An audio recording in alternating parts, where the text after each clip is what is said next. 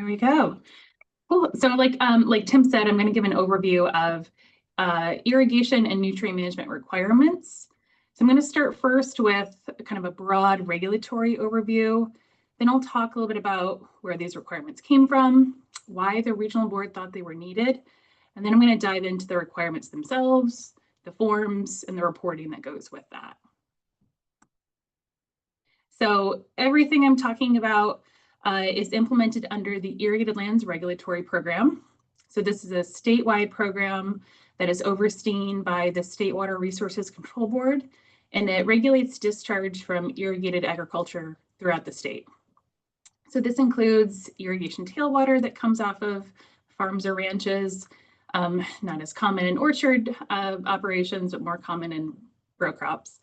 Storm flow, which is, something that we're going to be looking forward to the next couple of days, and then infiltration to groundwater. So anything that is leaching below the root zone and that could percolate down to groundwater and impact the beneficial uses of our drinking water sources or other surface water environmental sources.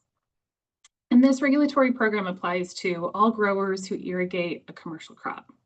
The requirement specific to each area is implemented through that regional water quality control board. So here in Ventura County, we are in region 4, which is called the Los Angeles region.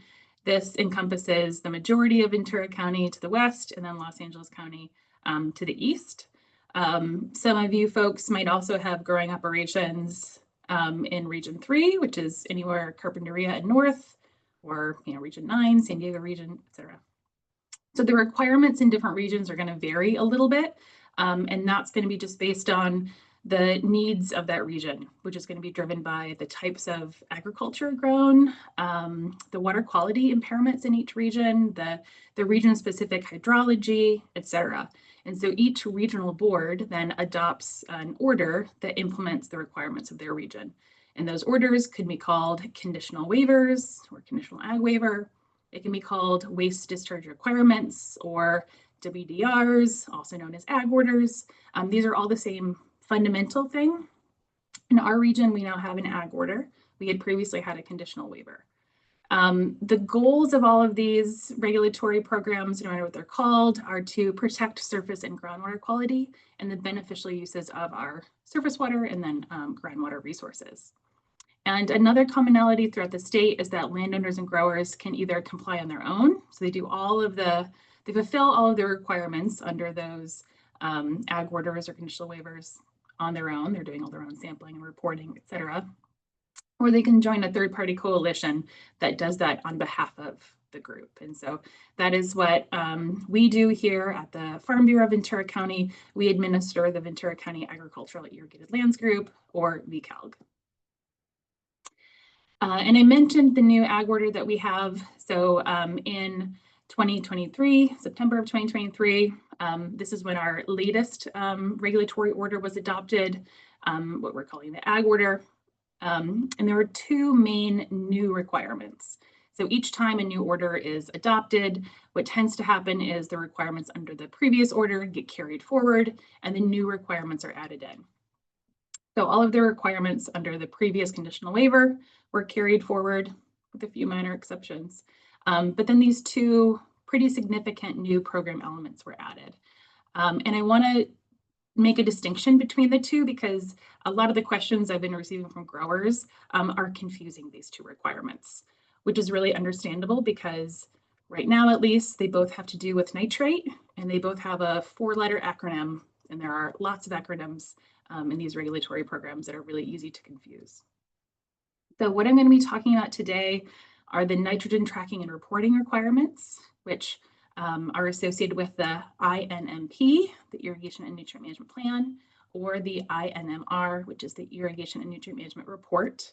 So those are requirements that apply to all growers throughout the entire region, but all growers in Ventura County. And when you think about this requirement, think about source control. So we're trying to control nitrogen at the source before it's applied and then discharged to the environment. And then the other significant program requirement, which I'm not going to talk about today, but I want to make the distinction, and that is the TMDL compliance requirements. So that stands for total maximum daily load. And these requirements apply to growers in specific subwatersheds depending on their representative water quality monitoring results. So there are some growers in the county who these requirements have triggered for because their representative monitoring site has exceeded for nitrogen was their most common exceedance, but also potentially chlorpyrifos and selenium were two other exceedances that have triggered so far. So when you think about this requirement, just think about this is mitigation in response to an environmental water quality exceedance. So what I'm talking about today, again, is this INMP and INMR requirements. So where do these come from? They come from the precedential requirements. And that is from an order that the State Water Resource Control Board promulgated in 2018. And that was the East San Joaquin WDR. And in that WDR, the state board said, these requirements must be precedential for all regions throughout the state within the next 5 years. So 5 years from 2028 brought us to 2023 when they were incorporated into our region's ag order. And what these requirements are all focusing on addressing nitrogen and surface water and groundwater through comprehensive irrigation and nutrient management programs. So this includes groundwater quality trend monitoring that VCALC works with partner organizations and puts together these trend monitoring reports. Irrigation and nutrient management plan development, so that's the INMP, and that's a grower requirement. Irrigation and nutrient management report, INMR, submittal, that's another grower requirement. On-farm drinking well sampling. So if you had a on-farm well that was used for a drinking water source, then you should have received a letter from the Los Angeles Regional Water Quality Control Board last year directing you to begin sampling your well. The development of groundwater protective formulas, values, and targets. So that is something that VCALC will undertake. And what that process will look like will be looking at what groundwater trends are, where we have nitrate levels above drinking water MCLs, and also where we have potentially increasing trends. And I'll show a map in a minute that will show you where we have few areas of those in the county. And then we'll be looking at the INMR data that growers are reporting. So that'll be our nitrate loading into the system. And then the eventual development of formulas to say, where do we need reductions in nitrate loading in order to meet drinking water standards in groundwater? What are those values? And then the establishment of loading targets. Those are all a bit down the road as we haven't even begun the reporting yet. So I'll talk about those dates in a minute here. So first, the why. What is the problem that these new requirements are intended to address? And that is nitrogen contamination. So both in groundwater, and this is a map from our most recent groundwater trends report showing the wells that we are monitoring in a long-term timescale. Where you see a blue icon, that means it's either non-detect or up to 2 milligrams per liter nitrate as nitrogen. And the target we're looking at here is 10 milligrams per liter nitrate as nitrogen is the drinking water standard. So we want to be below that. So anything in blue, looking great. Anything in green, we're below 2 and 5, also looking good. Anything in yellow, 5 to 10. So we're still meeting those drinking water standards. Anything in orange is 10 to 25. So this is slightly above those drinking water standards. You can see that there are a few areas, El Rio area, Santa Rosa Valley over here, and then Fillmore, where we have a few wells that are exceeding those drinking water standards. Red would be anything over 25, and we don't have any of those wells in our data set that we're monitoring. So overall, the picture you're seeing here is that groundwater conditions in Ventura County are looking good. We clearly want them to stay that way, and that is why source control measures to ensure that we are being protective of these groundwater resources were adopted by the regional board. Surface water is a little bit of a different picture here in Ventura County. So we have nitrate total maximum daily loads in all 3 of the primary watersheds. So in the Ventura River watershed, we've got the LG TMDL. In the Santa Clara River watershed, we have the Santa Clara River nitrogen TMDL, and then also in Cayugas Creek watershed, nitrogen TMDL. So the compliance dates for all of these have come due years ago, and the standards vary anywhere from 9 milligrams per liter, 10 milligrams per liter. In the Ventura River watershed, it's 5 milligrams per liter in the upper portions of the watershed. So this is an indication that in our surface water, we do have some nitrogen impacts in our county. So jumping into what the requirements are, the INMP, which is the plan. This is an annual on-farm planning document. So it's not submitted to VCALG. It's something that growers develop every year, keep it on farm in the event that the regional board might want to request to see this documentation if they do a compliance audit, but it does not have to be submitted to VCALG. Plan is just something that you keep on your farm. One plan needs to be developed per management unit, and I have a slide after this that's going to talk about what a management unit is. And then there's a pre-season component and a post-season component. So the form itself is a 4-page worksheet. This is the first page of it. The first thing I want to note, though, is that we have an Excel version of this. So if you're growing multiple crops, or if you have orchards of different ages, or multiple different separate non-contiguous orchards, then you're going to have multiple management units, and it might make more sense for you to use an Excel editable version than filling out pages and pages and pages of worksheets every year. It's my recommendation. Everybody's individual choice. So first page starts off with just your grower information, your ranch and parcel management, and I'll talk about what this is in a moment, your management unit information, a couple of questions that are all additional guidance is provided in the instructions. But the real kind of meat of the INMP is on page 2. So page 2 is where you see your pre-season planning fields. So this is where you are listing your ET for your area, your anticipated crop irrigation for this coming year, the nitrate concentration in your irrigation water, so that way you can calculate how much nitrogen you are applying in your irrigation water. Production unit, so pounds or tons, and then what your projected harvest yield is. So that is what you could build your nitrogen recommendations off of. Then on the worksheet itself, there is an A column right here and an R column to the right of that. So this A column is your recommended or your planned nitrogen applications.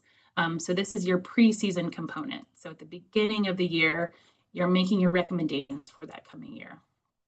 This column right here is your post-season. So your post-year, at the end of your year, you're truing up to say, what were your actual applications? Because as well as you can plan, there are always going to be weather, pest, water issues that are going to change what you planned throughout that year. So this is where you kind of true up at the end of the year.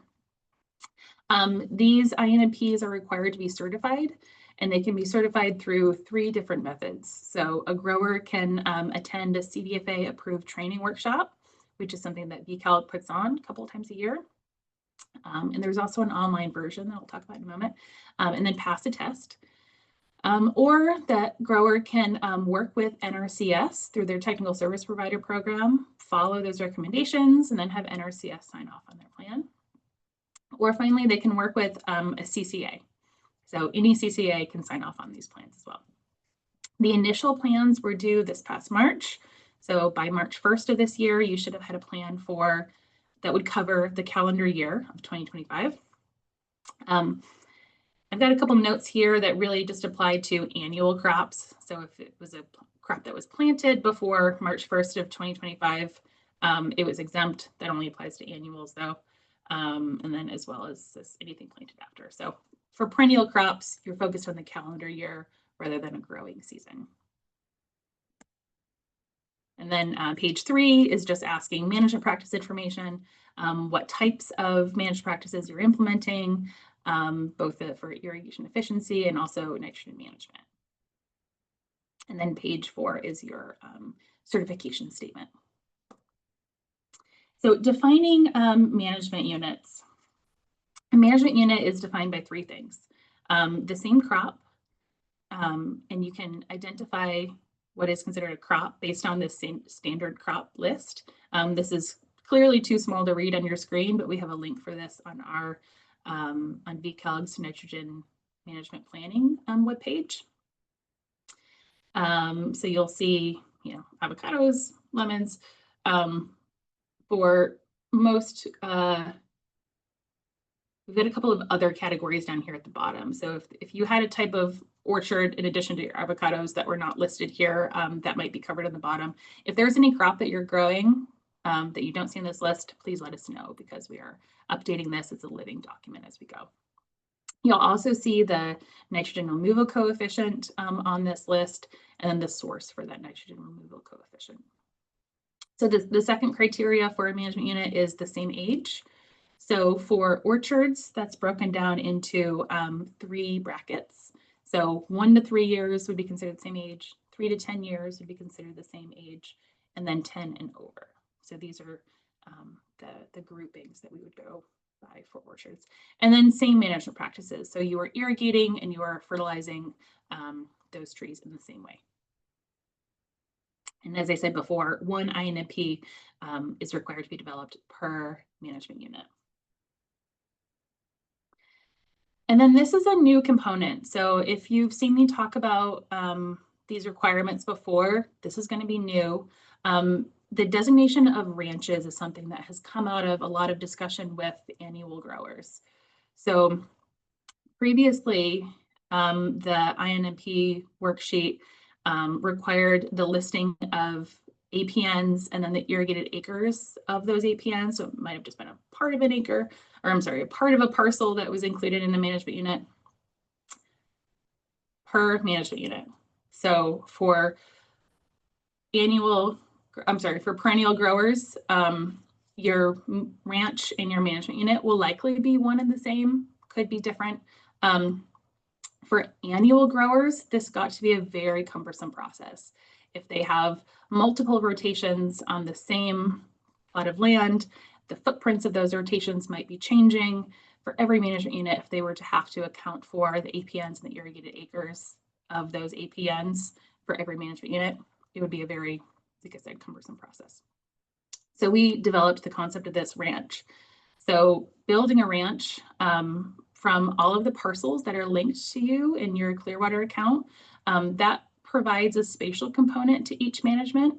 So first you would delineate a ranch, and then you would report on your management units within that ranch.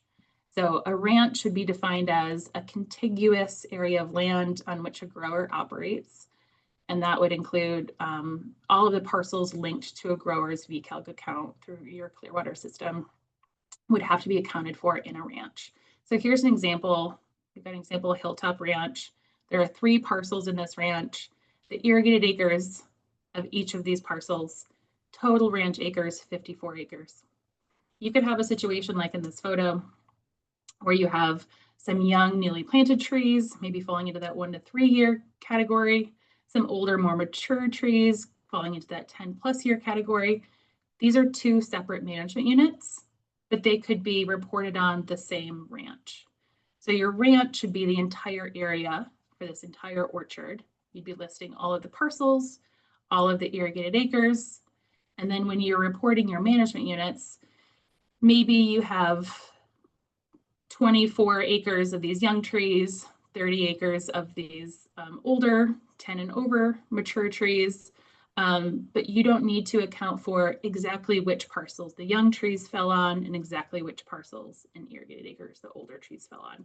You've already identified that in your ranch. And when you then report on your management units, you're just reporting, I've got 24 acres here, I've got 30 acres here. I don't need to account for which portions of which parcels those acres fell on. Hopefully that's clear. I'm happy to take any questions on that. if there are any. So deadlines and crop differences. Deadlines to develop an initial INMP, as I said, that's March 1st of 2025. So for perennial crop growers, you are developing it for the calendar year. So you would have developed it for all of 2025. By March 1st of next year, you're developing another INMP for 2026. I won't cover annual growers because I don't think this applies to anybody here. And then your INMP certification. All INMPs must be certified with a really minor exemption. And I just want to stress that this exemption is only for the certification element. It's not an exemption to have to do the INMP or report on it. It's only that it doesn't have to actually be certified. So if a grower has a farming operation that is less than 10 acres and has not been previously identified as an outlier, which applies to everybody at this point because we haven't even done any reporting, then they wouldn't have to actually certify their plan.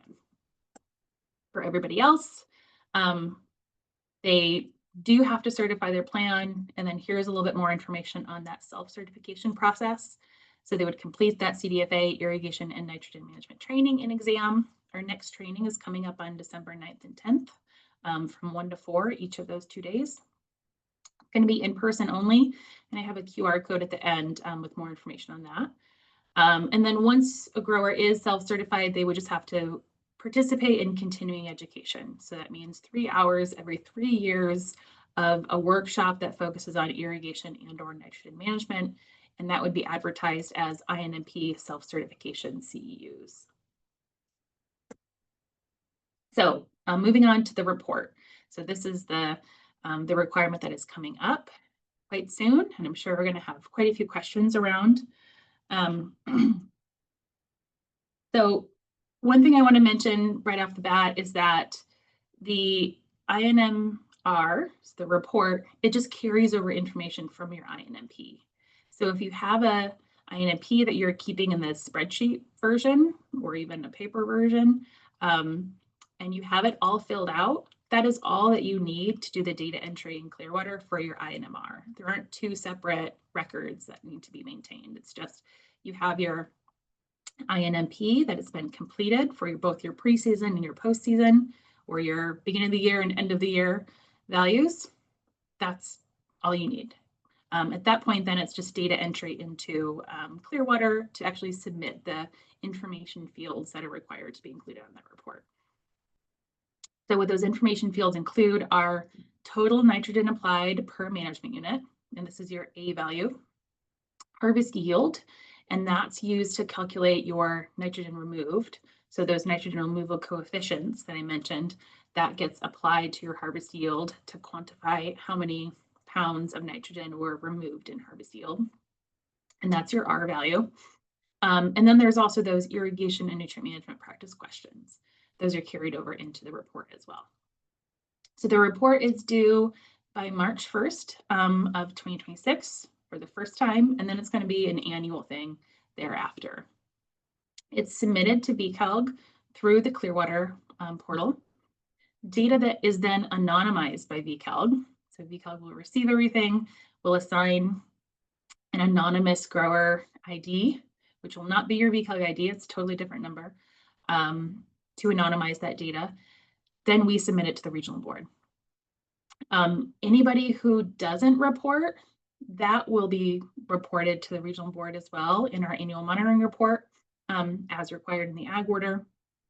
And that would not be anonymous. So that would say these parcels did not complete their reporting and then the associated landowner for those parcels.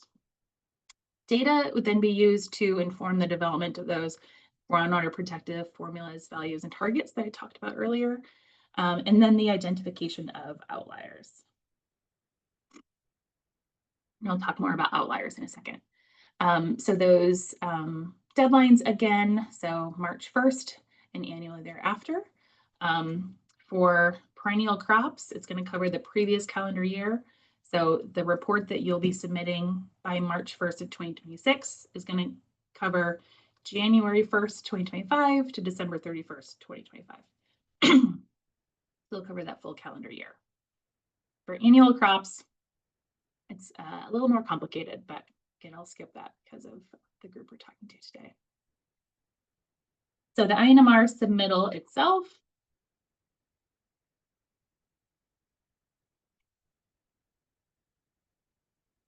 So this will be done via Clearwater, which is our online reporting portal.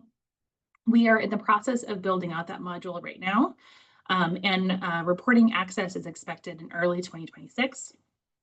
And then reporting would have to be completed by March 1st of 2026. So we will be making sure to provide plenty of office hours, call support, whatever folks need to help you through this process.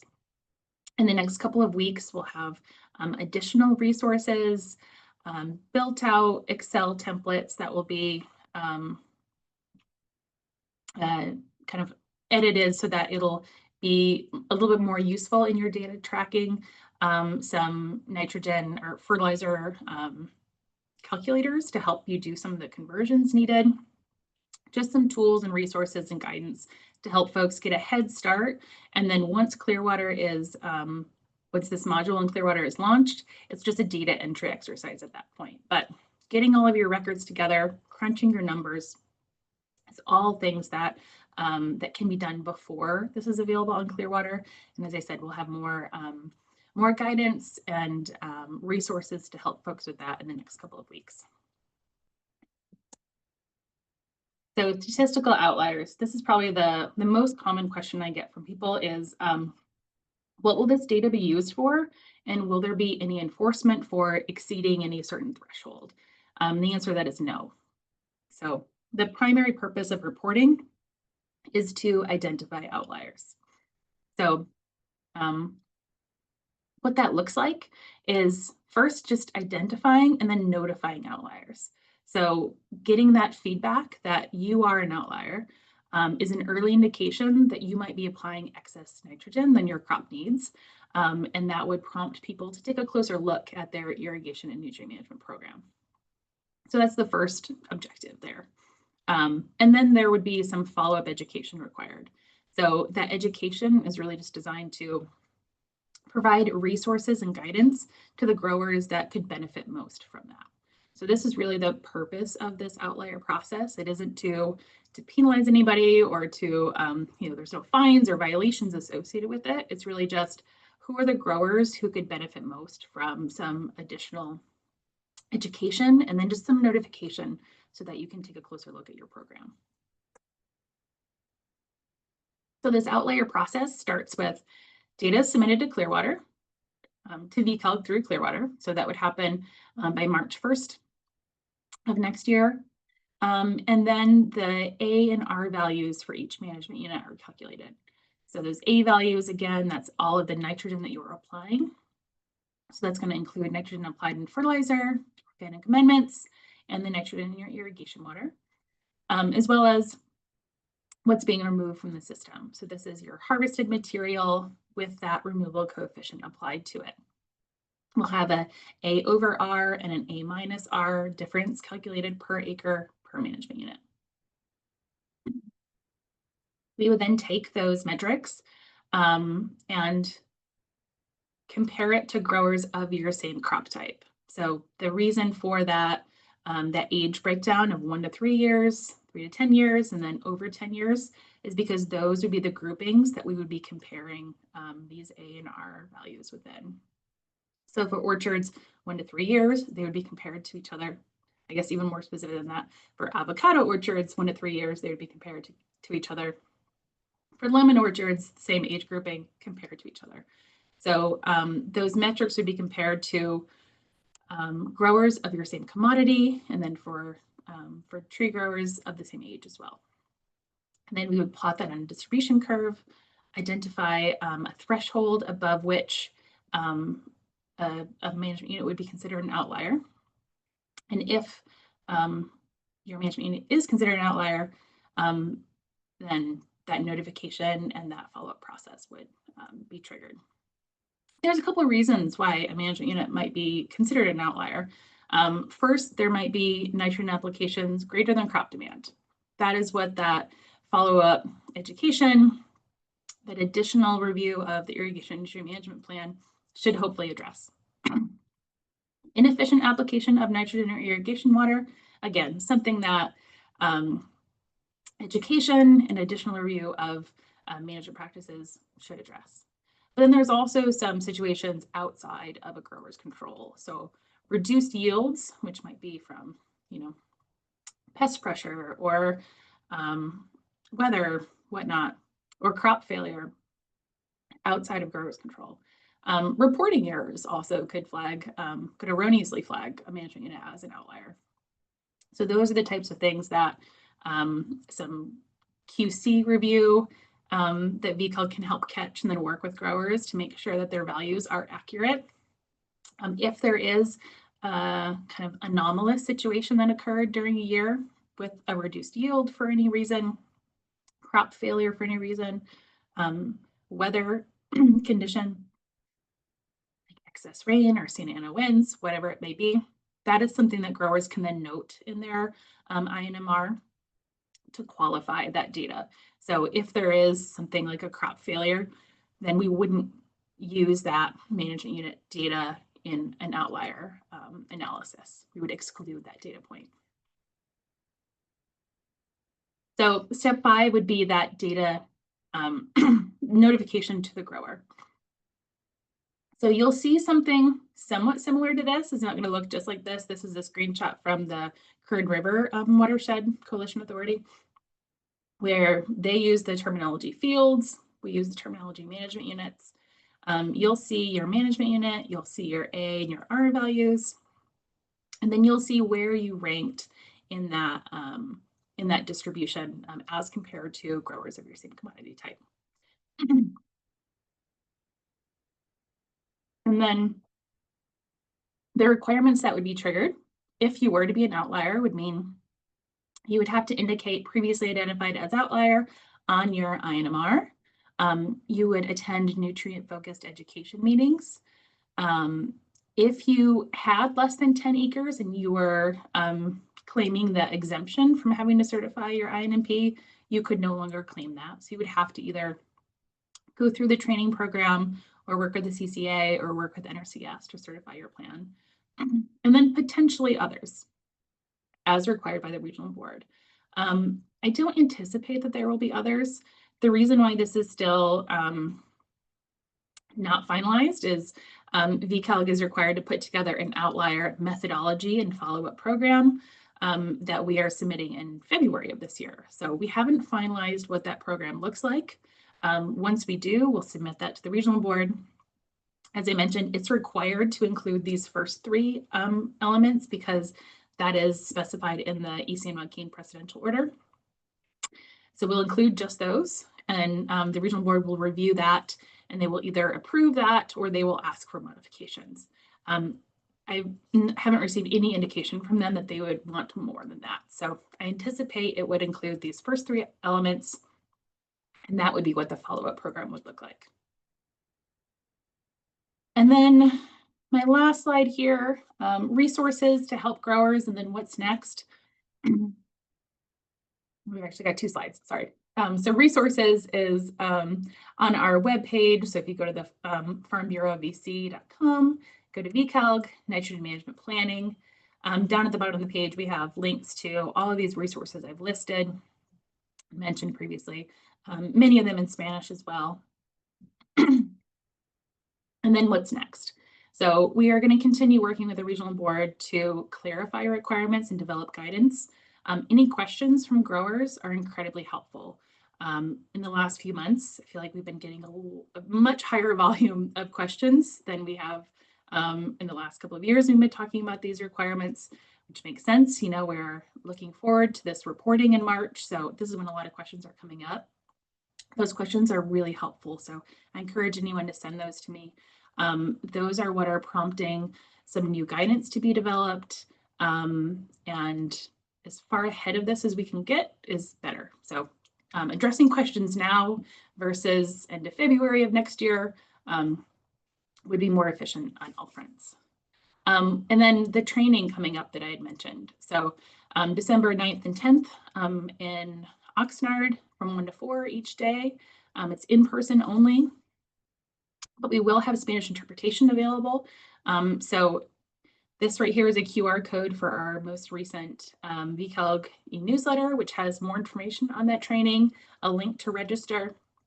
It also includes information on the CDFA Fertilizer Research and Education Program's online version of that training. So what they did is they took our Ventura County specific training program, put it all online, narration behind it. It's got some quizzes as you go, and then a test at the end. But you can take it in chunks. So you can do it as you have time available.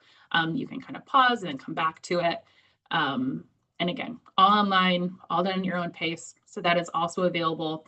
If you go to this newsletter, there is a link to the webpage where you can find that training.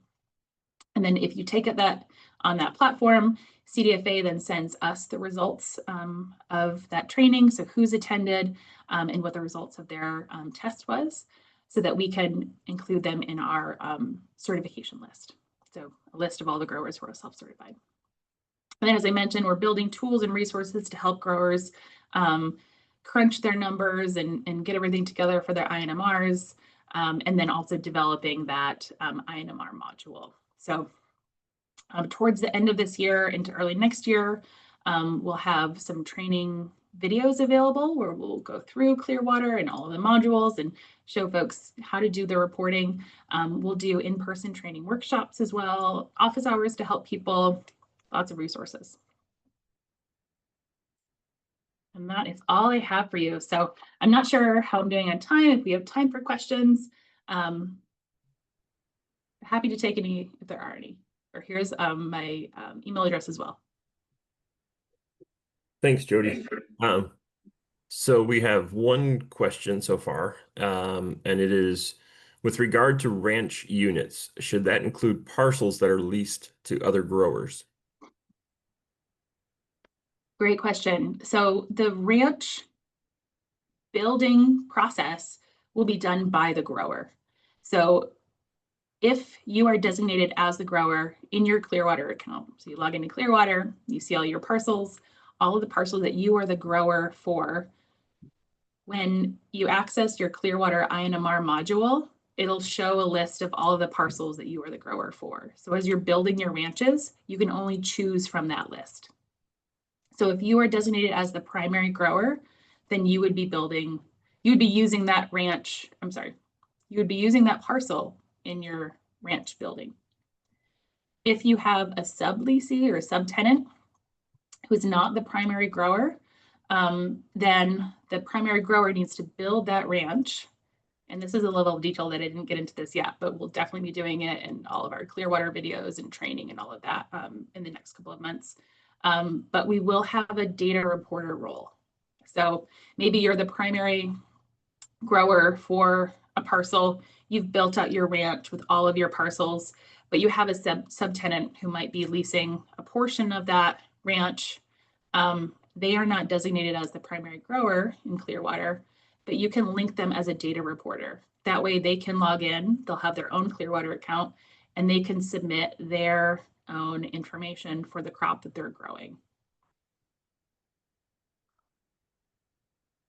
So hopefully that answered that question. It's going to be the videos and training, I think, will help folks kind of understand and walk through that process. But the big thing to keep in mind is it's going to be based on whether you are the primary grower designated in Clearwater. Jodi, I have a question. At what point does enforcement and penalties and fines actually step in? Because it kind of feels by getting education, if you're an outlier, it's almost like, yeah, you can break the road laws and you're just going to be sent to driving school. But is there any enforcements and fines that can come down the line? Great question. So the primary thing that the regional board can enforce on is failure to report at all. And that has been the point that enforcement has come from in other regions. So in the Central Coast and Central Valley, enforcement has solely been based off of you didn't report at all. And that is something that the regional board has the authority to enforce on. There doesn't exist any limit to nitrogen application that the regional board could enforce on right now. anybody who's really in the weeds in this whole process and has been following the second expert panel that the State Water Resources Control Board has recently convened. So just a little bit of quick background is, these requirements came from the 2018 East San Joaquin WDR. There have been developments in other regions. So anybody who grows in the Central Coast region and is familiar with AgOrder 4.0, that regional board tried to take an approach where they were going to adopt limits. So limits to say you are not allowed to apply more than this many pounds of nitrogen per acre. That was challenged. So challenge to the State Water Resources Control Board. They remanded that requirement, and that remand is in effect right now. And the kind of approach looking forward is being considered by the second expert panel. So this is, the panel is comprised of UC researchers and farm advisors who are all considering the merits of these requirements right now and whether targets or limits would be an appropriate enforcement tool or what the future is going to look like. But to answer your question quickly, is there is no target or limit that could be the basis of enforcement right now. So what growers really should be mindful of is just, have you done your reporting? If you've done your reporting, you're in compliance with the ag order. All right. Thank we have you. a couple of quick questions. Does Region 3 need to do this reporting? Region 3 does. Region 3 is a little bit different. So they started off with what they call their TNA reporting, their total nitrogen applied reporting. And they are kind of migrating over to INMP reporting. They're phasing it in. I don't know all the details of Region 3, but I believe it's based on, proximity to water bodies and ranch size. And there's a few factors that would determine priority. But total nitrogen applied reporting should have been done for quite a few years before now. And this INMP reporting is either already applies to your ranch or will be coming very soon. But you'd want to contact Preservation Inc. They're my counterpart in the Central Coast region or Region 3, and they'd be able to tell you more details of what applies to your specific ranch, because it is not as homogeneous as it is here in Ventura County, where these requirements just apply to everybody and the same timeline takes effect. Region 3 is a little bit different, staggered. Okay. Is Clearwater currently available, and can growers start inputting their data right now? So Clearwater itself is definitely available. It's the entire kind of compliance and reporting platform for the ag order. So it includes your parcel enrollment, your farm evaluation surveys, your TMDL compliance requirements if those have triggered. This specific INMR module, which would be an additional module in Clearwater, that's not quite available yet. So that we are anticipating to be available in mid-January. Okay, and then the last one, can you quickly re-explain what the 10-acre exemption is? So if you have 10 acres or less of total growing operations, then you don't have to certify your plan. You still have to fill out the plan. You still have to report on the plan. You just don't have to have it certified. So if you were to take this training class that I mentioned, you wouldn't have to take the exam at the end of it, for instance, or you wouldn't have to hire a CCA. You could just fill out the plan. What I will say is that the training is really valuable in understanding how to fill out your plan and how to do your reporting. So I would encourage everybody to do that training, even if you don't have to actually be certified. So just to underscore, the exemption is only for the certification element of your plan. You still have to do the plan. You still have to report on the plan. Great. Thanks, Jodi. Yeah. All right, so next up is going to be Andre Biscaro. Andre is an irrigation and water resources advisor with Ventura County Cooperative Extension. And Andre has just completed developing an avocado irrigation calculator tool that he's going to review. His presentation, he's going to have a number of exercises for you guys and questions. So you're going to respond to those using the chat. So please use the chat to everyone, not to me personally, so that the whole group can, and Andre can see all the responses. So Andre, I'll turn it over to you. Awesome. Thank you, team, and good morning, everybody. So I have just like about 20 slides, but like Teams mentioned, those will be interactive. So I'll be asking questions, get your feedback, and just get going. Can you guys see my presentation fine? Yes. Yeah, okay, great. So there may basically two topics for today. We'll be doing an overview of the irrigation calculator that I believe most of you heard in few days before. And also be talking about this new network of weather station that the Avocado Commission is sponsoring to expand. So, um, okay, so in this presentation, in more details, I'll talk about a little bit about irrigation scheduling, which is when to turn the water on and off. I'll talk about ET-based irrigation, which is a big part of irrigation scheduling, or can be a big part in terms of adding accuracy to the process. And then I'll talk about the irrigation calculator. We'll be running some examples. I'll ask questions, and then we'll move to the weather station network, which, it's related to the calculator, meaning we have many different microclimates in here in Ventura County. So the differences in weather pattern among these stations or microclimates can highly influence the um, recommendations for irrigation. So the accuracy of the the irrigation calculator really depends on this on the number of number of weather stations we have in the county. And yeah, so as we mentioned, this is an interactive presentation of exercise and then questions and answers. So again, irrigation scheduling is when deciding when to irrigate. When to irrigate is it's mostly helpful when we use tensiometers. We put the ceramic tip of the tensiometer right in where most of the roots are.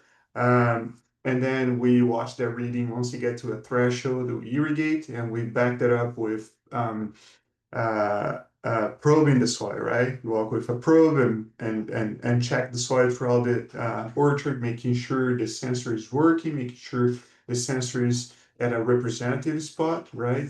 So many things can go wrong with that, but the sensors are quite useful for those who know how to use and have spent time with the sensors.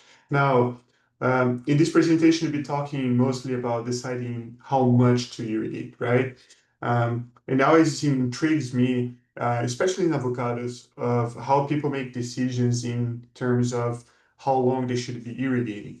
So, and in this case in here, we'll be talking about the ET-based irrigation, which is a method that really helps us to estimate how much water left your field since the last irrigation, so you know how long to irrigate for. And for that, we use plant parameters like a canopy size, and then also weather station data, right?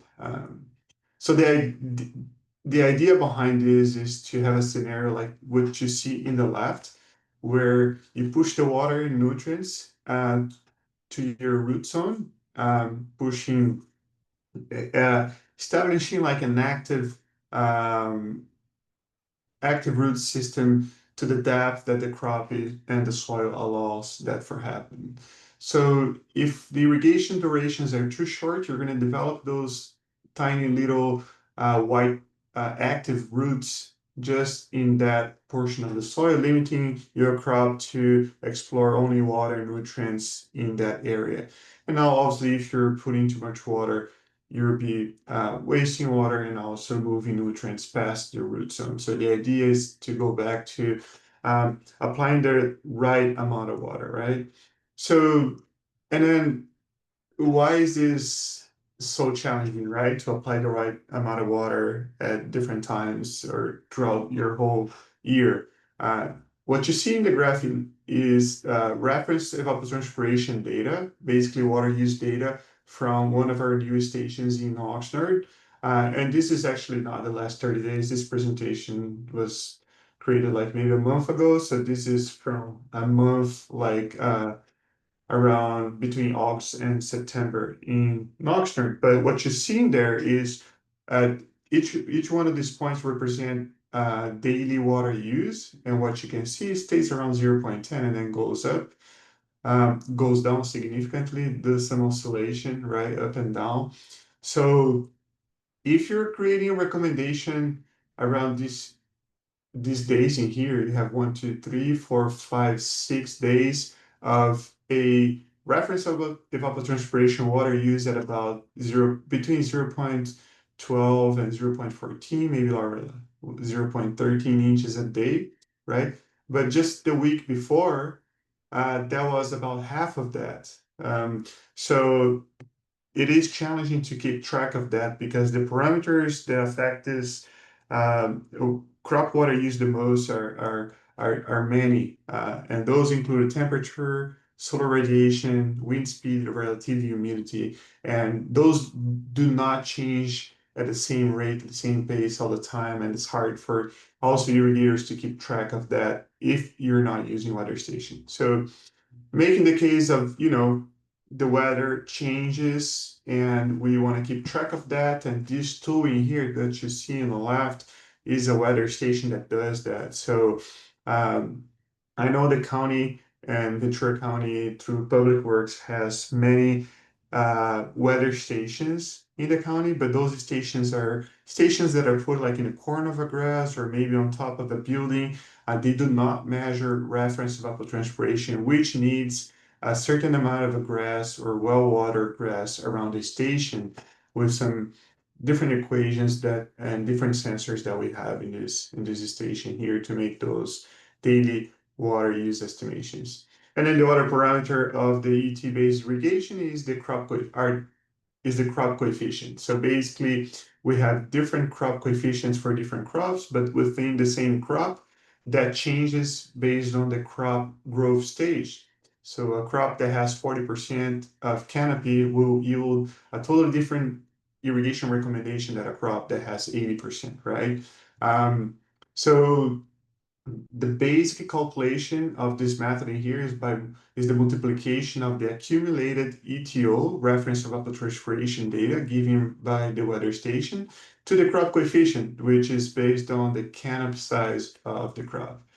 But we also want to add some additional water for distribution uniformity and leaching fraction.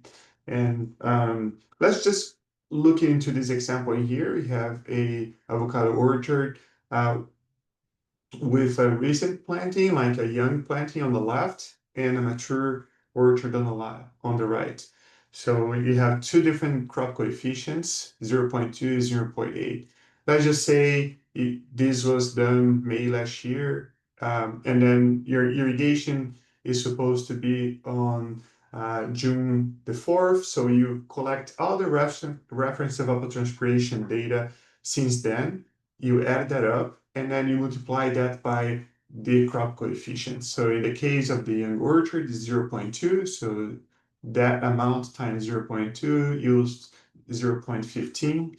That would be the irrigation recommendation, and 0.8 times that amount is 0.62. You see totally different amounts for different maturity stages. So, and then you add the leaching fraction and distribution uniformity, you come up with different values. Why I'm showing this? Because this is the core of what this irrigation app does. This is how the irrigation app does. This is how ET-based irrigation works. So this is the app for those of you who do not have access or have not accessed yet. That's how it looks. You can use your phone, open the camera of your phone and point to this QR code, or you can actually go to this page in here and click on the link. If you cannot click, actually, I don't know if you guys can click directly there, but if you can't, this is what I will do. I will just provide this link to the chat here in the Zoom, if I can find the chat, to everyone. Okay, that should have gone in the chat. Going back here. Yeah, it's there, Andre. Okay, great. Thank you. So this is a project is sponsored by the Avocado Commission, and we got to the final stages of this. There will always be improvement, but what I'm sharing with you here is a very mature version of this app, which is ready to be used. So what you're seeing there is that the app can be seen in English and in Spanish. We do have some work to do, a bit of more of translation to the Spanish version, because we're always making changes to the app. And then the orchard maturity adjusts the crop coefficient. Remember in the previous slide, I had different crop coefficient to the different canopy or maturity stage of an orchard. So that's what that does. And then the ETO zone, we'll get into more details about this, chooses the weather station that your field is located at. And then you have the last irrigation or significant precipitation, basically collects reference evapotranspiration data from those weather stations since the last irrigation or significant precipitation, right? So you irrigated like a week ago, and we'll be doing an exercise for that. So you did an irrigation a week ago, so you collect all the reference evapotranspiration from that week, and then you multiply by the crop coefficients, and that's the purpose of that. And then you have the application rate, right? Different orchards will have different application rates. There's a little calculator there where you can click, and it will help you to determine your application rate if you don't know that yet. So basically there are 4 questions that are asked. In addition, so I forgot to mention about the south-facing slope. So in the case your field is facing south, you select the toggle, and that will add some additional water to your irrigation. So there are basically these 4 or 5 questions that are asked, but the next time you use the app, your phone or your browser should memorize your choices, and the only choices that you're going to have to enter then are the orchard maturity and the last irrigation or significant precipitation. Okay. And so what I like to do on my phone is I add this to the home screen. So it opens it, we call an app, but or the calculator, but it's actually a link, right? It's a website. It works very similarly to an app in your phone. So if you save that to your home screen, I don't know how that is for Android, but for the iPhone, there's an option for every website that you navigate on your phone on Safari, that you add that to your home screen. So that's what I did. And then the icon is there, I click and then I access the app. So going back to these ETO zone maps, that is meant to address the different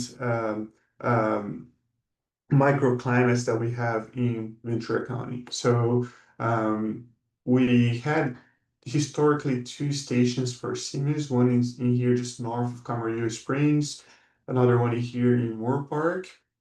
But now you see added 2 stations, one by Central Beardsley and another one by Rice and Winnie Road. So now this is one zone in here we call zone 1. Zone 2 is an average between these 2 stations in here, between Beardsley and Winnie. And then we have zone 4. This is, just before the hills in Camarillo and a bit south. Zone 5 is an average between zone 3 and zone 6, which is Moore Park. Okay, so once you select the zone, this selection should be memorized on your phone. So I'd like to ask a couple questions here in relation to this, so we know how to move forward with our next project, which is to expand this network of weather stations. So if you can put in the chat for me, please, in which zone is your ranch located? If you can look in this map in here, this is 126, this is 101 going south. This is 126, and Apollo is here, and then you have a few more understand there are a lot of orchards around here. So, and that's the idea of expanding this network. So, if you can please put in the chat in which zone your ranch is located, if it's 1, 2, 3, 4, 5, or 6, and if it's in none of those, please answer NA. That'll help us guide where we should be moving in terms of our next spots. Okay.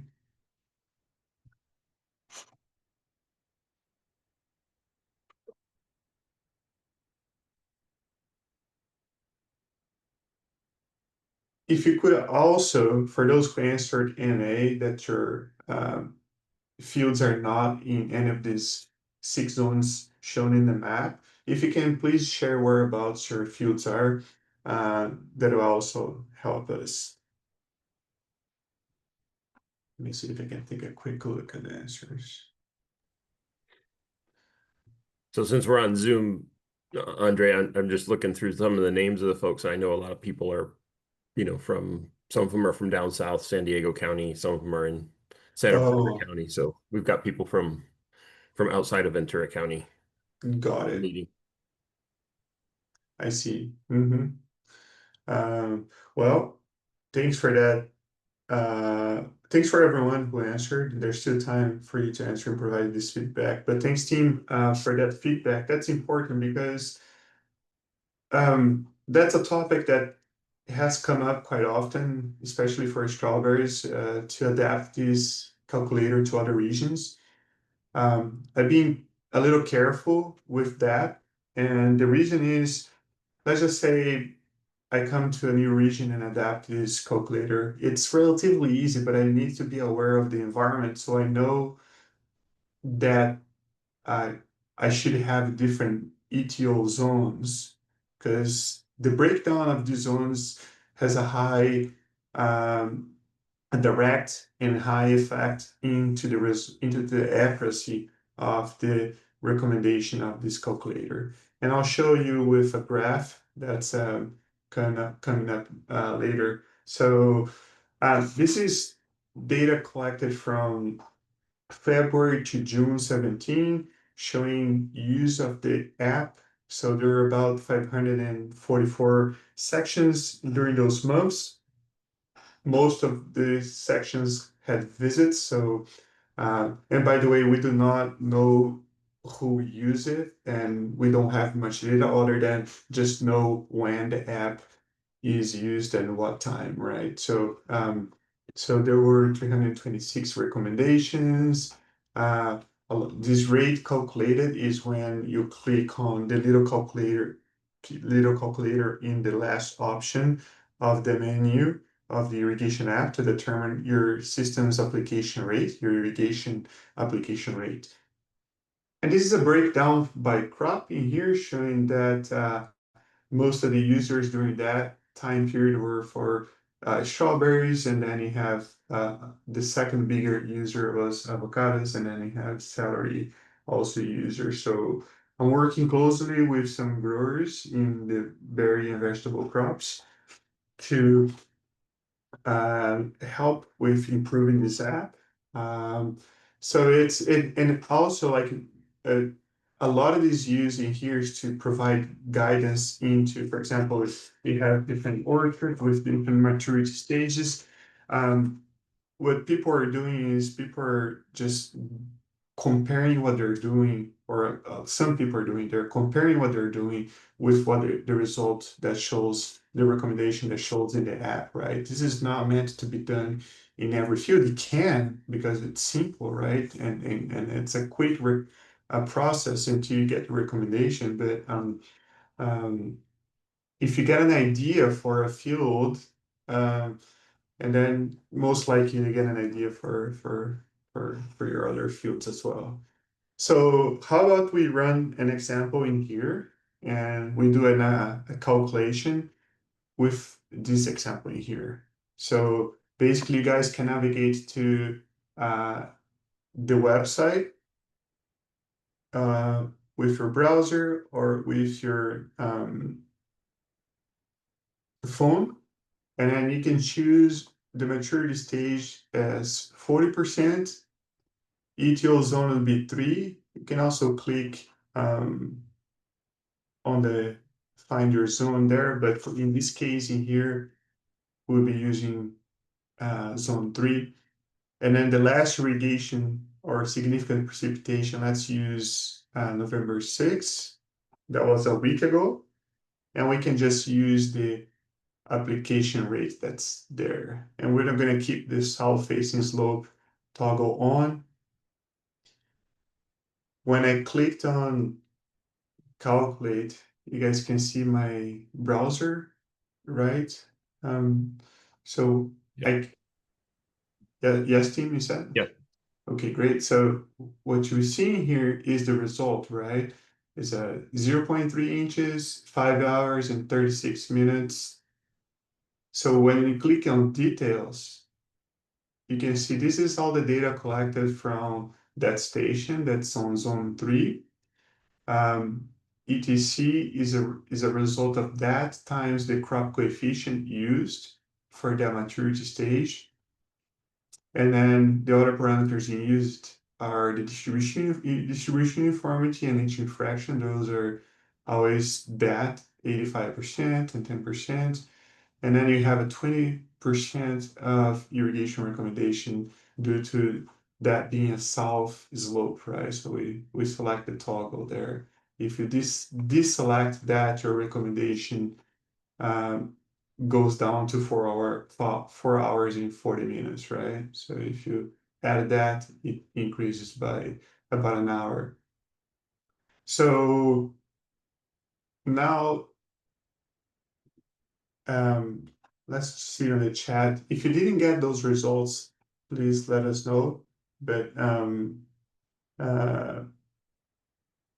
I believe everybody should have got those results. And now what we can do is to run the next exercise, which is a very similar recommendation, but we're going to use a maturity stage of 75% for a mature orchard. So what I'm going to do is I'm going to come here to orchard maturity, select it 75%, and click calculate.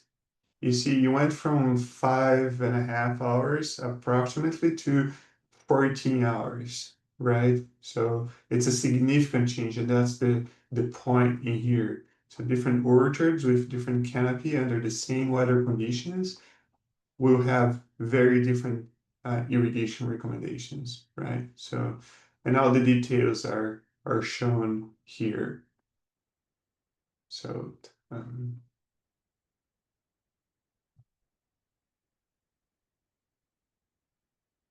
going back to the presentation, let's move on. So, I'm truly honest in understand why people adopt or don't adopt technologies. And something that's puzzled me over the years is the use of tensiometers and or soil moisture sensors in general. I believe those are great tools. I understand why people decide not to use them. They can break, it's problematic. But in the case of this irrigation app in here, if you can please provide your honest opinion. How best describe your interest in this calculator? Meaning, do you find this useful? Is this a great resource, or this is maybe too much time? It's a complicated process, or you know, I'm truly not interested in anything like that. And if you're not in Ventura County, consider like to answer this question, consider like if this was an option available to you, right? That'll help us move forward in terms of like how much effort we put into this, what should we be doing to change in the app, or into how we can increase ET-based irrigation or data-driven decisions into irrigation management, right? So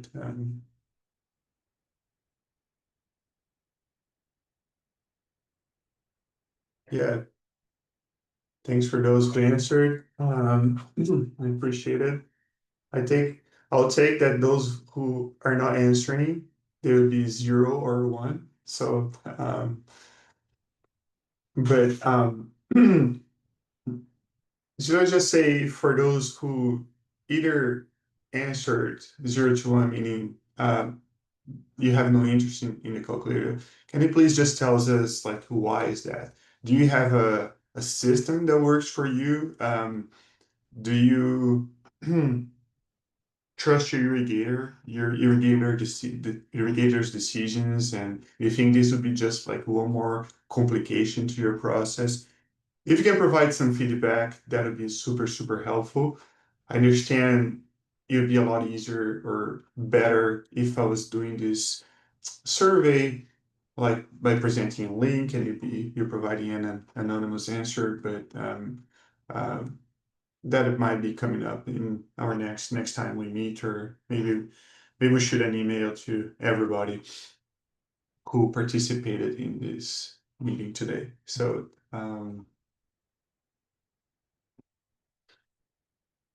and also like if you could also help us, if you do not use ET-based irrigation, or right, if you're not using a weather station, and a crop coefficient to make an estimation, how are you deciding how long to irrigate? Are you trusting your irrigator, or if you call the irrigation shots yourself, are you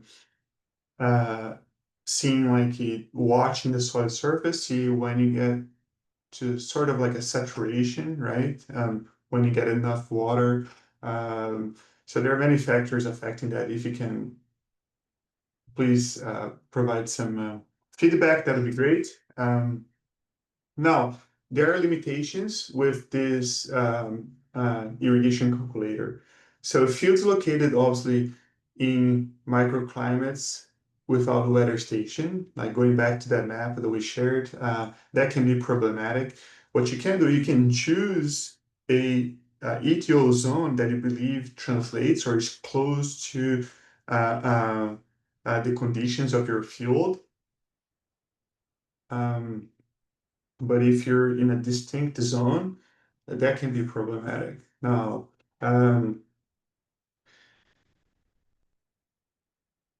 in one process that seems like we're going to be constantly working on is how much of the precipitation amounts should we consider for this calculation, to create these irrigation calculations, right? And the thought behind that is, okay, if you get half an inch on a flat surface, you can probably consider all that went through your soil, right? To fill the soil pores of your soil, so your soil is brought to saturation or fuel capacity. But past that, especially like on a slope, then you start having it's quite challenging for us to understand, because to understand the contribution of this precipitation. Let's just say, we have some heavy precipitations coming up in the next couple of days. Let's just say you have 2 inches of precipitation in one day. How much of that actually is effective precipitation? Did that fall all throughout a whole day? Or was that like more in a certain part of the day? It was a heavy rainfall where the water actually moved down because of the slope. So those are challenges. We'll be actively working on this process moving on. So just want to make you aware. Also, we're seeking collaborators for 3 weather stations of 100 by 100 feet, where we'll be planting a well-watered grass, and those weather stations will be in regions that are not represented with ETO zones in the maps that we showed before, and I have another map showing up quickly. And also for one more station of 4 acres, right? Of well-watered grass. This is only for a year. The other ones are meant to be permanent, and we do have grant funds from the California Avocado Commission to compensate the cooperators. So if you're interested, please let us know. Me, Danny, Ben, Tim, will contact you. Primarily, we're looking to Fillmore, Santa Paula, and then maybe some other spot in the mountains north of Telegraph, maybe towards northern Ventura County. So before I get to my next couple of slides, which are the final slides talking about these stations, I just want to mention the calculator is fully functional, as you saw. It is also being constantly updated, so your feedback is important. So if you see that your the recommendations do not make sense to you, or if you believe there are things that need or can be improved, please let us know. Also, I really want to thank the California Avocado Commission, Danny, Dave Faber, and the Islands who are collaborators in this project in here. This would have not happened if it wasn't for the commission and those people. So just to finalize this presentation here, I want to mention, going back to a map showing where these weather stations are. So historically, we had these two stations in here. They're Siemens stations. They're run by DWR, the Department of Water Resources. But the problem with these stations in here, they're like in the edge of our county's agricultural area, right? So we recently, when was that? Earlier this year, with UC funds, we put two new stations, one by Beardsley and Central here in Camarillo, and another one by Winini and Rice. Those stations are functional. I'll show some data later, but we do have the grant, as I mentioned, from the Avocado Commission.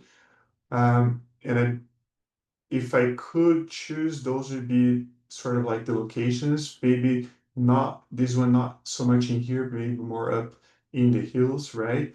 So again, if you have a site or if you know of a place where we can put these stations, please let us know. We have funds to compensate the growers. So this is how the data can be accessed for these stations. You can go to their website, and again, I'll share the link in the chat.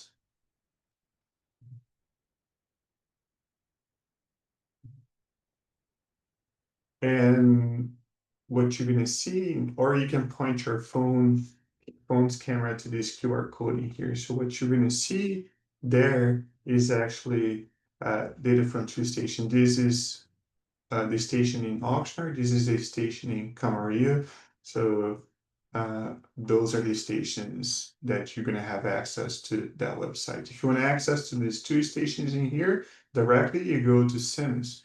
But if you're using the irrigation app, you don't have to. You just choose the ETO zones, right? And the last slide of the presentation basically emphasizes the differences in crop water requirements between those two stations. Mind you, these stations in here are only 5 to 6 miles apart from each other, right?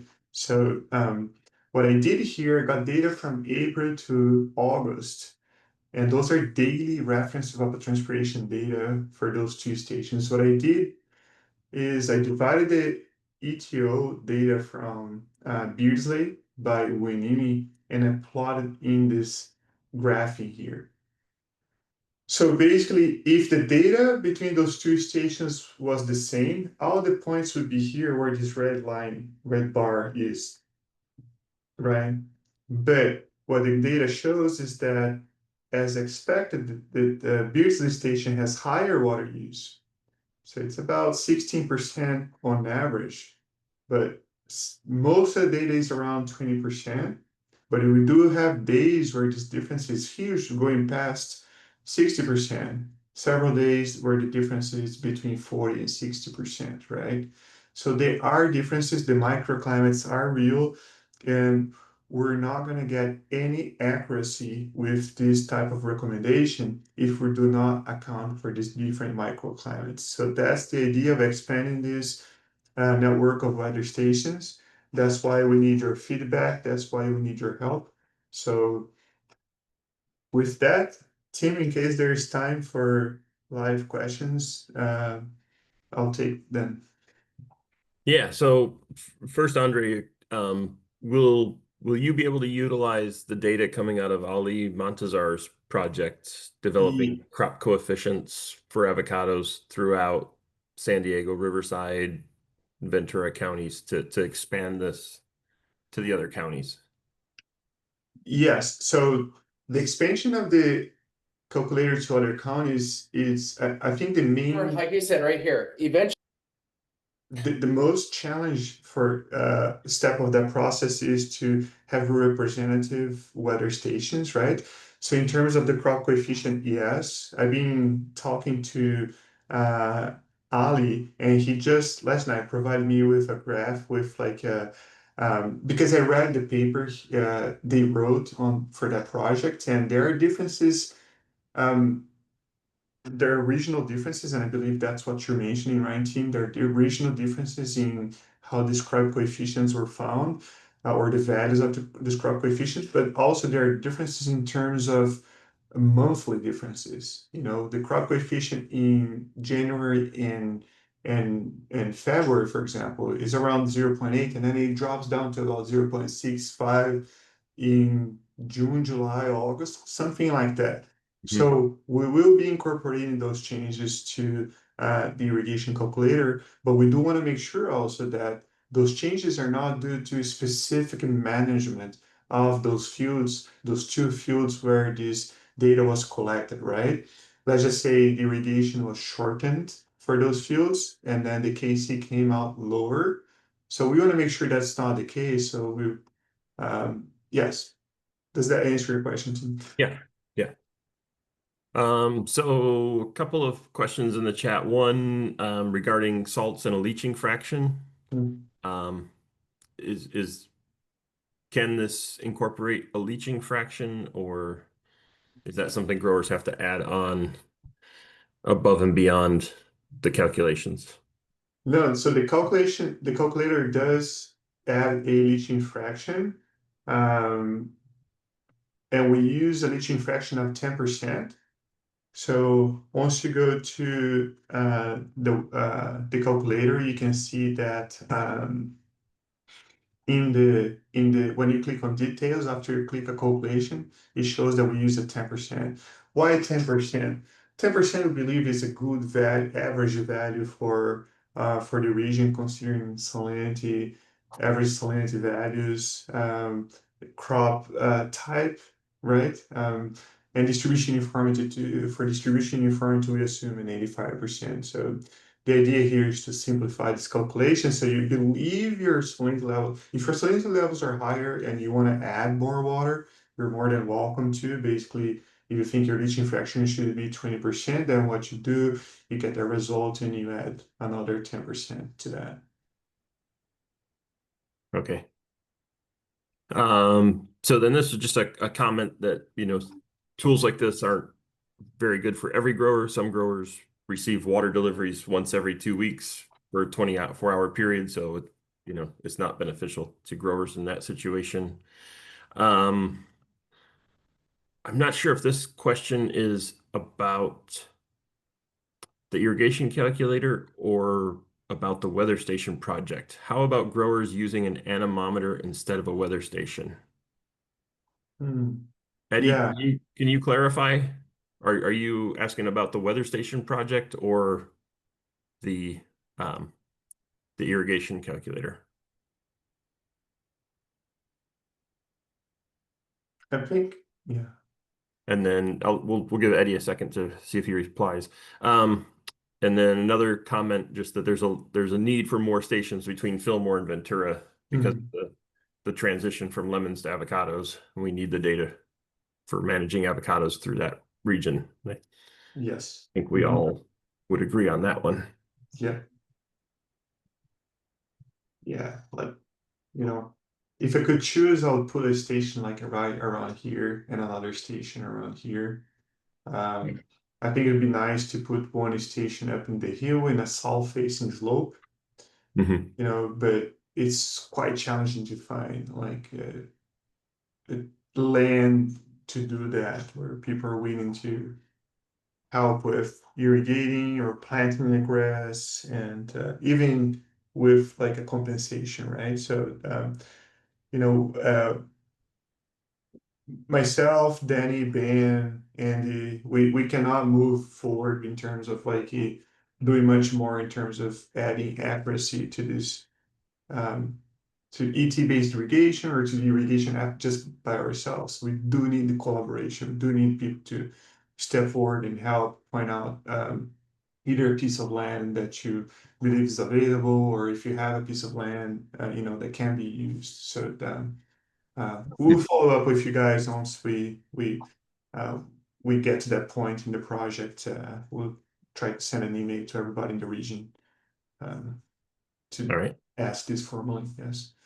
Okay, so Eddie provided some clarification, and there's another question as well, and they're pretty much both asking the same thing then. So if a grower has their own weather station or ET gauge, are they able to plug in that data instead of having to pull in the data from one of the weather stations in the calculator? Right. That's a great question. At this point, the answer is no. We've discussed this before. We're certainly looking into this option. The challenge is there's a lot of discussions in terms of like how big the grass area, the well-watered grass area around the weather station should be. Now, that has to do with influencing mostly temperature and relative humidity, which are two big factors into the calculation of ET. Now, my experience is for a lot of these independent ET stations that are out there, those are Dave's stations that are usually not properly maintained or regularly maintained. And also they do not, in most cases, they do not have a decent amount of, excuse me, a decent amount of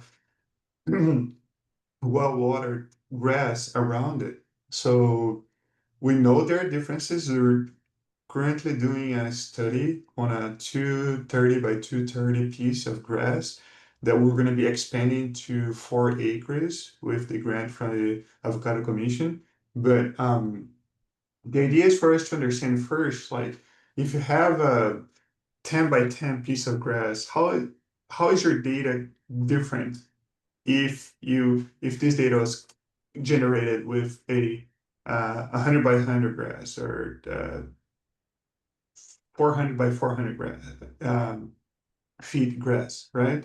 So until we understand that, and we have some reasons to believe those differences can vary a lot, especially if you have your station like by the orchard, right, where the trees are blocking the prevailing wind, or you have a building next to it, you have concrete, asphalt, raising the temperature. So those are all factors that we have to be careful into considering when we're adding that to the calculator. All right, great. Thanks, Andre. Thank you, team. Thanks, everybody. I appreciate everybody's feedback on the chat. See you guys next time. All right, our last speaker for the morning is Dr. Danny Klittich. Danny is currently the chair of the Avocado Commission's Production Research Committee, and he is also the director of agronomy for Mission Produce. And Danny is going to discuss leaf tissue analysis and what you do with those test results this morning. Danny? Morning, everybody. Looking forward to diving into this with you guys. Once again, feel free to use the chat. I'll try to keep that open so we can watch it as we go and answer questions. And yeah, we're going to talk about tissue testing. So there we go. Agenda. Going to go through why do we test, what to test, when to test, who should perform the tests, how to interpret the results, and what actionable information can we get out of all of this testing. So first of all, why do we test? We do analytical testing in agriculture to understand what's going on in the field and to gain some discrete numbers on our practices that we perform. It's really, and all of that is done for decision making, right? It's great to have these numbers, but we really are trying to influence some decision making process in the field. And we'll talk about how the tissue test, what decision-making processes the tissue tests can reflect on.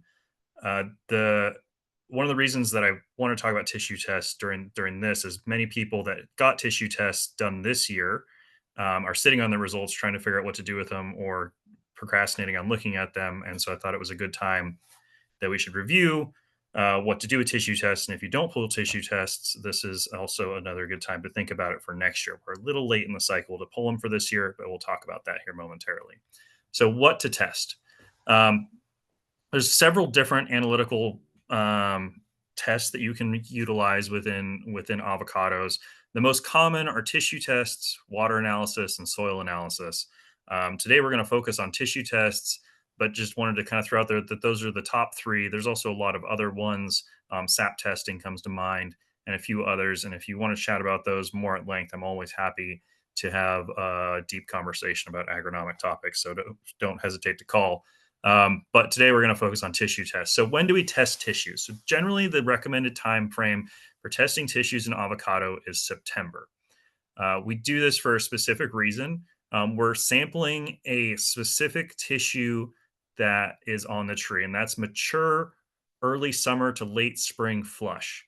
So those leaves that are hardened off, but not too young, but not too old. The reason we do that is because we have we have established nutrient brackets. We'll talk more about this in a moment as well, where the research has been done that those leaves with these values are where these values are supposed to be or not be. Why are we picking those leaves? One, fall is a nice time to pull a sample, especially in September, because if we find that something is short, say our nitrogen is low, we still have several months to try to do some catch-up applications and push the tree's nutrient values up.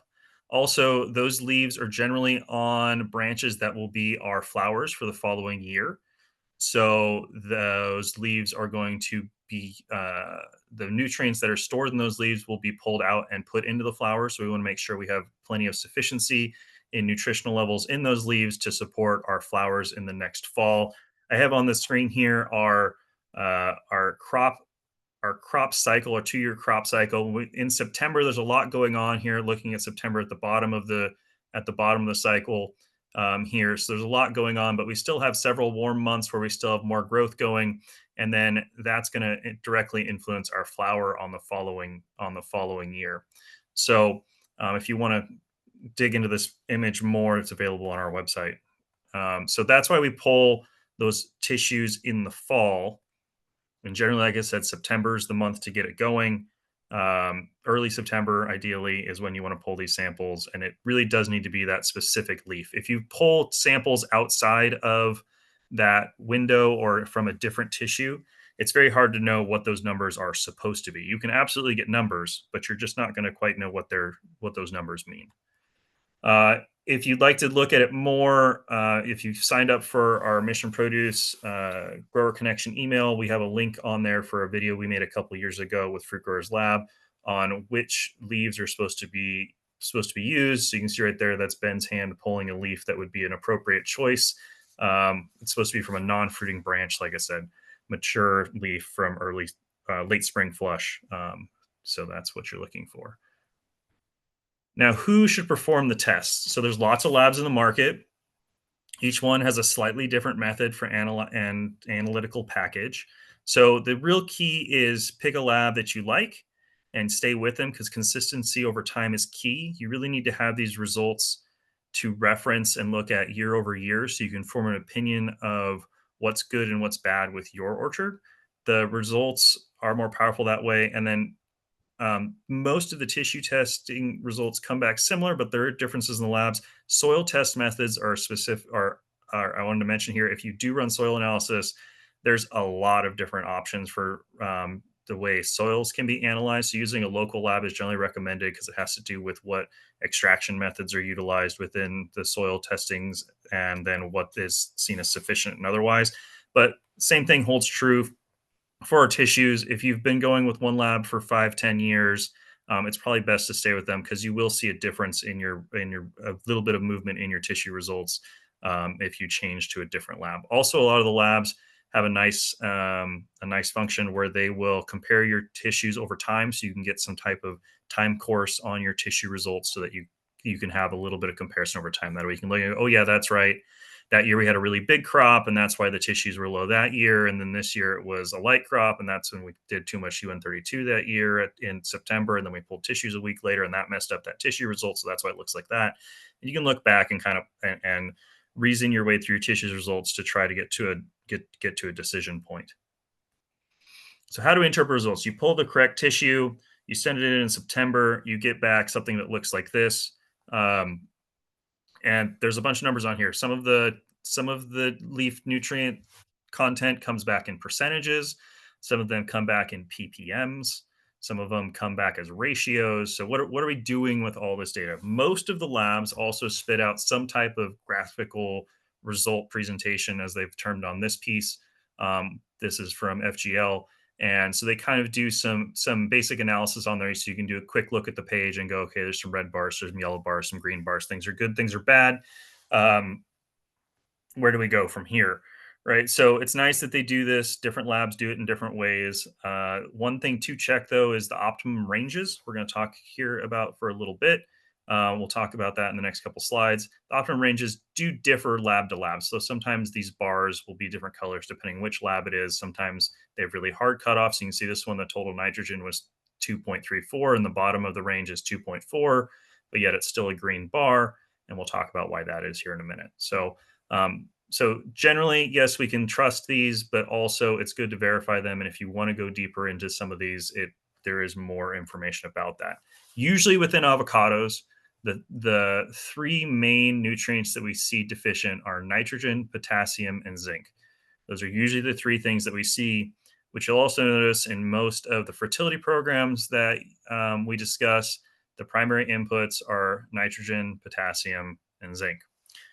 Periodically also, we'll see calcium will be low. We'll also see manganese come back low and iron low, depending on the grower and the orchard. But generally, that's the primary ones. Occasionally, we'll also see some funny results down here in the ratios, where we get some wonky numbers. A lot of these have to do with when one thing is deficient, we end up seeing one of the ratios pop. So it just gives you more feedback. You'll see on this one, the phosphorus to zinc ratio is off, and that's because zinc is really low and phosphorus is normal, which makes that phosphorus to zinc ratio look weird.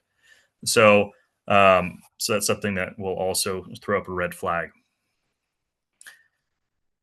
So this is backed by research. At least the nutrient brackets that are available out there are. If you want to go back to your summer 2020 From the Grove article that was entitled Optimum Leaf Nutrient Concentrations Ranges for Hass Avocados in California, talks about the project that was done the preceding several years, looking at the ratios of or the interactions between different nutrients and trying to get a better handle on target nutrient brackets and target interactions, and trying to prioritize which nutrients would provide the best return on investments. That article specifically spits out put together some updated brackets that changed from some of the older brackets that were out there at the sorted labs across the state that had avocado nutrient brackets, and has some data then looking at some hard data versus yield results to update those brackets. So at a minimum, we have some brackets that have been changed. And so that's something to look at. And it's an interesting process to go through. I did want to put this up. So we ran this trial a couple years ago where we pulled a bunch of tissue tests from one block. And I get a lot of questions about how precise are the target values. For example, that piece we were looking at, the result we were looking at earlier, was 2.34, and the bottom of the bracket was 2.4, but it wasn't saying it was a problem. The reason for that is there's a lot of variability in the field, not only with which tissue you pull and what time of year you pull it and what kind of physiological stage your orchard's in, but also just inherently in nature, things are variable, right? You do not have a 100% consistent orchard. And the same thing is true for the individual leaves within a tree. They're not all identical. They all have slightly different things going on and different sources and different sinks nearby that influence their nutrient content. So this is outlined here. Each one of the dots on each one of those nutrient columns is a different sample. So you can see I think there's 36 dots or something like that in each one of those columns. And there's a lot of variability, right? Calcium goes from 2.8 to 0.8, right? And its concentration across within that block. So when we're looking at the nutrient samples, we're really looking at trends, looking at general trends. If something is way off, we have a problem. If something's close, it's probably close enough. If it's really high, then we know we have a problem. So we're looking at general trends. This is very there's a lot of fudge factor in the math because we're taking an average of this huge population that we have in our orchard, and we're getting a single number that is representative and hopefully represents the mean, the average tree with it that we've sampled, but that mean may have a decent amount of variability around it. So the importance is to take those numbers, but realize that a 2.2 does not mean every tree is a 2.2. It means our average tree is a 2.2, and maybe half of our trees might be 2.4s or 2.6s, and half of our trees might be 2.0s. But we know that it's somewhere around what we sampled as long as we had good sampling methodology. We took all of the updated brackets and put them into this handout that I put together a couple years ago. So you have a reference point of kind of the brackets that we like to use internally at Mission.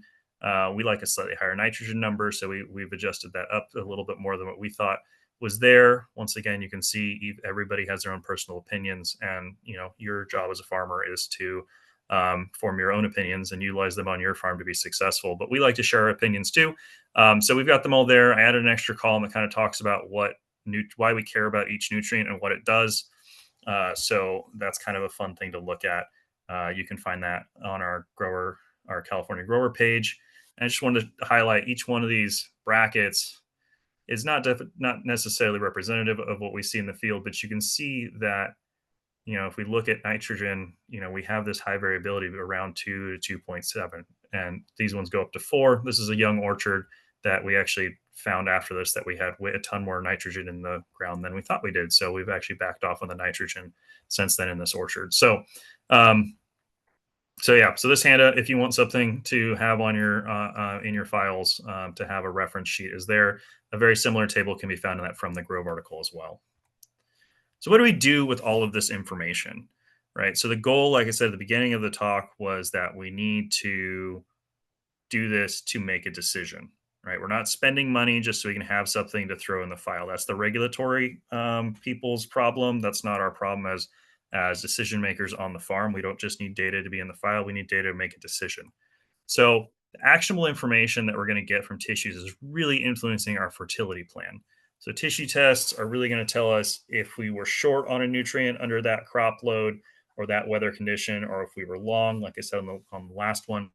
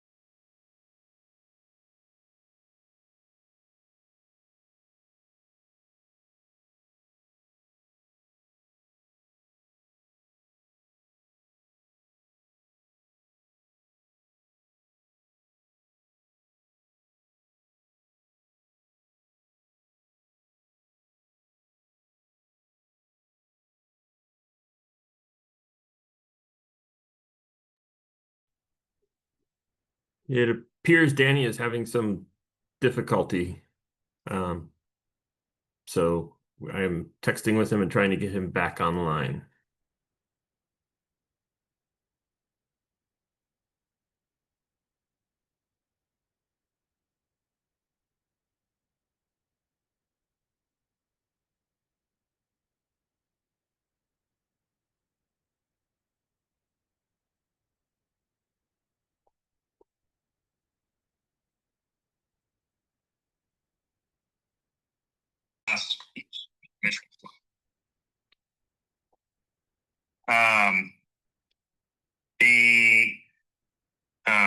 Is this working, Tim?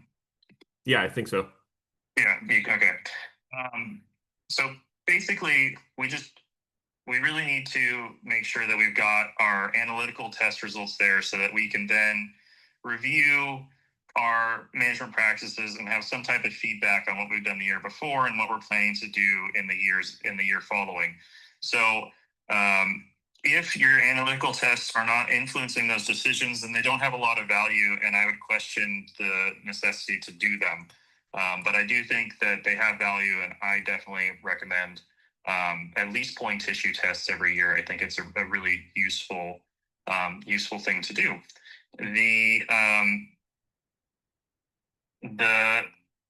Does anybody have any questions while I try to get my computer functional again that we can talk about? I don't see any. Does anyone have any questions for Danny? Danny, I have a question here. So those norms on leaf analysis you were showing, those are for bearing orchards. Would you have a guide for non-bearing orchards, or maybe just some pointers to look out for in non-bearing? Were you able to hear that, Danny? Yeah. Thanks, Herman. Yeah, I think that generally we look for numbers that are close to the standard brackets for non-bearing orchards. However, the nitrogen numbers can be substantially higher on younger orchards, and we're okay with that, I guess. It's been our experience. In terms of some of the other nutrients like phosphorus and potassium and things like that, we haven't really seen a lot of correlative value in young orchards. They tend to be fairly sufficient. Young orchards generally have very aggressive root systems if they're taken care of well, and they will have good nutrient values if managed properly. What I'm trying to just make sure is that we're not sort of overspending it. Like, it's nice zincs, and I don't want it to be too high. So working off the bearing orchards norms is okay to stay within those norms, right? Except nitrogen. I think you can even be on the lower side on the applications, and I think you'll see sufficiency in the nutrients in the tissue values. One of the reasons we chase zinc and potassium and we like higher values in those in the bearing orchards is we like those correlate directly to fruit size, right? So if we're deficient in potassium, low in zinc, we'll see small fruit within the orchard. Young orchards never have problems with small fruit unless they have too many fruit on the tree.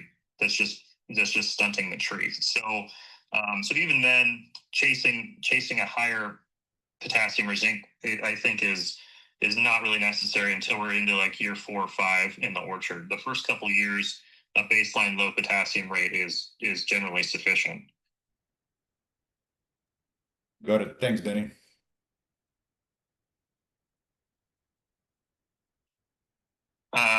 One question I do get quite a bit is how much is this going to cost me? Generally, tissue tests are somewhere between $50 and $100 per test. A follow-up question is how many samples should I send in? Really, you should be sampling per management unit. If you're going to use the whole fertility program, with the same fertility program on your entire property or your entire ranch or your entire operation, then maybe you don't need to pull 15 tissue samples. Maybe you just pull a couple. Maybe you just pull one. But the goal is to get enough information at a granularity that is appropriate for your decision-making process. If you have areas where you have two very-looking growth habits in your trees, like you have 2 different soils and those trees are growing different, and you'd like to see the difference between those, then maybe that makes sense to pull different tissues and see if there's a notable difference in their leaf tissue content. But once again, you need to then address that generally through fertility application, and it's going to go out through your sprinklers and it's going to go to the whole block. So making that decision, just the way to rationalize through it, I believe, is to look at your what question do you want answered with that data point. So that's, I think, really important way to address that. Okay. Any other Yeah, I'm trying to remember my FAQs. I'm restarting my computer here, and it's almost back through, but I think we're also almost done. So I'll stop talking now. I think we've hit the high points on it, unless anybody else has any questions. All right, thanks everybody. All right, thanks, Danny. I do not see any other comments or questions in the chat. Thanks everybody for your patience today. Technology is great when it works. And hopefully when it doesn't work, we find workarounds for it. So we appreciate everybody being on today. The meeting was recorded, so that will be available probably by the end of next week sometime. And we'll let everybody know when that's available. So thanks and have a great day and enjoy the rain when it gets here.